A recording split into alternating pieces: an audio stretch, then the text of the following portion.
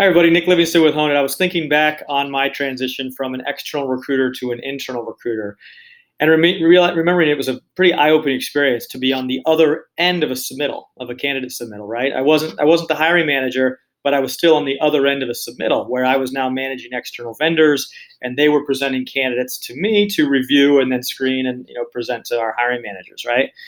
And I'll never forget how eye-opening it was to be on the other end of a submittal to say that resume that recruiter just forwarded me and that paragraph that they sent me, it didn't really help me get to know the candidate, right? It didn't really help me to know, that they had already vetted the candidate, that they'd screened them thoroughly, that they'd had a great conversation, and that I don't need to rescreen them again. But with only a resume and a write-up, what did I do? I had to jump on the phone, schedule another call with every candidate because my reputation was on the line with who got through to the hiring manager.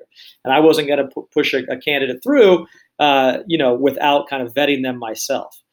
And that was a very inefficient process, right? Here, the candidate has already spoken with a couple people at the agency. Now they need to speak with an internal recruiter. And most likely, they're going to have to do another phone interview with the hiring manager because after my call internally, it was just going to be scribbled notes that I would share with the hiring manager as well.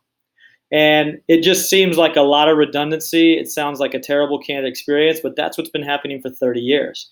And it took me going from external to in-house to receive those submittals and say, that resume and write-up just wasn't enough to make me stop what I'm doing or invite that candidate on site, right?